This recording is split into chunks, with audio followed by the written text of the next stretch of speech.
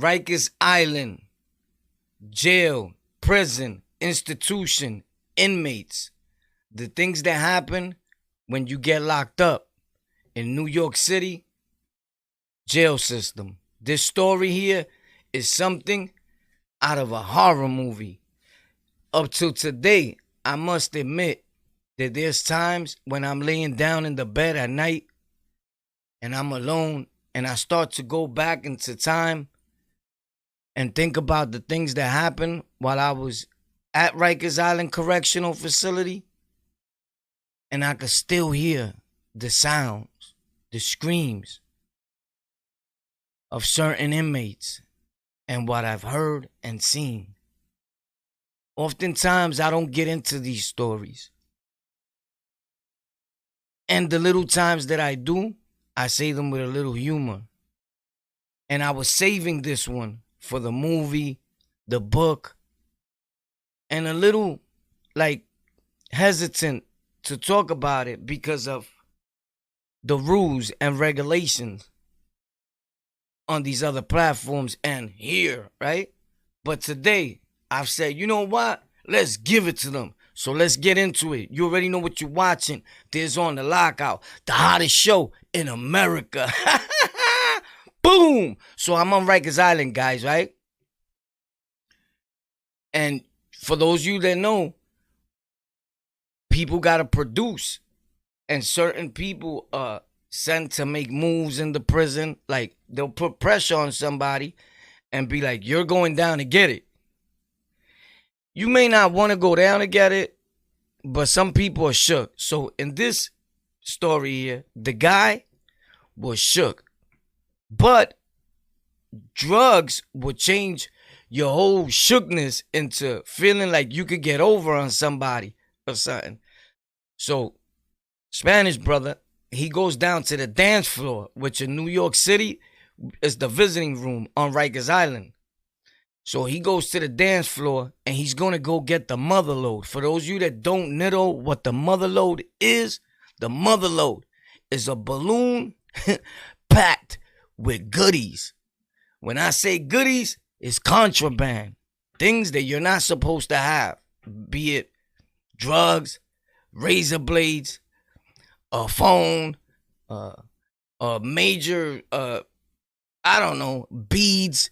When they stopped them, people were sneaking in beads, tobacco nowadays, right? So he goes down and he gets heroin, dog food. So now that's the major seller at Rikers Island. Everybody wants this, right? As sad as it may be, he goes down to get it. When he comes back, instead of pushing pop to let it out, he decides to be like, yo, it's not coming out. It's not coming out. So now people is like, yo, he's playing games, bro. He's trying to keep that. But what I hear after that is that most of it was all his. And what was supposed to be brought in, that somebody else supposedly partaked and gave it to his people to put in there for him, like it was owed to him. Like he was making a move with someone that supposedly owed them something, or he thought that the dude owed them something, because the dude was really a different type of animal and was like, I don't owe him nothing, that's dead, you feel me? Like he better give me mine or I'm off with his head. So they decide that they want it now before the lock-in, right? Because he could do a lot of things once we lock in. You could shake it up. You could give him something super weaker. You got more time to plot. Time is very important. So they decide they're going to go up in there in his little cavity hole. Right? But some elaborate idea comes to their mind for some apparent reason. If I'm not mistaken, I want to say that I see a 2-liter bottle. I think they were selling sodas in the commissary at that time, and they were like big bottles. Well, I don't know where they got this bottle from, bro, but it was a big bottle. And for some reason, you know, inmates with their, yo, do it this way. They stuck the bottle up in his pop, and they went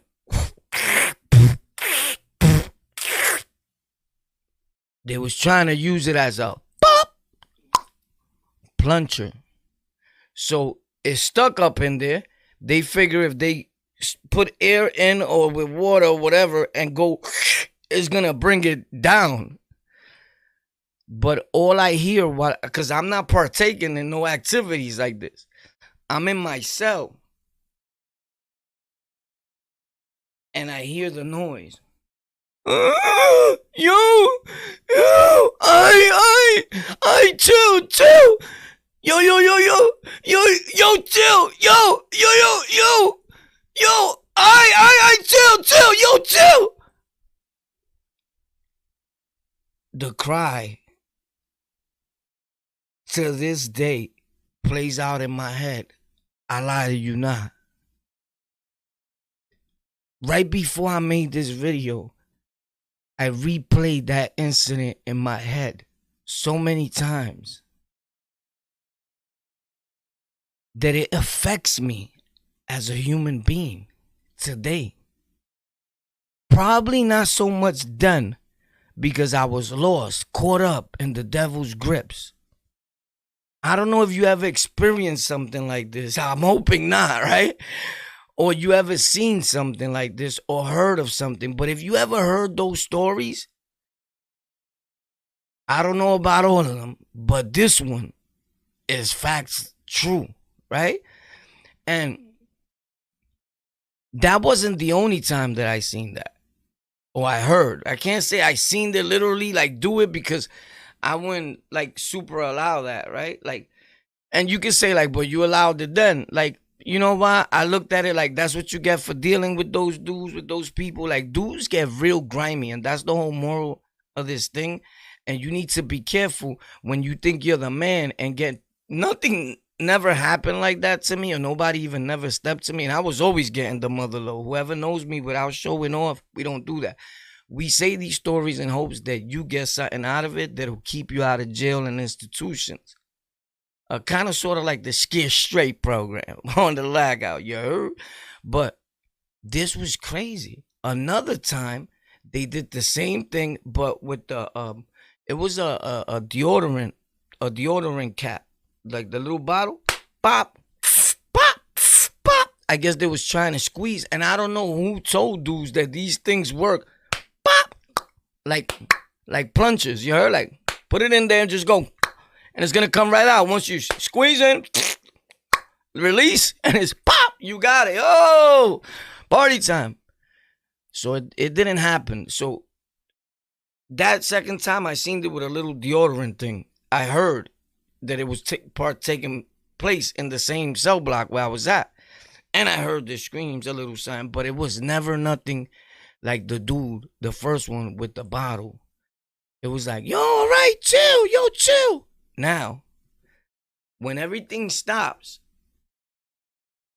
one of the main so-called thugs, he comes out and I hear somebody say, you got it?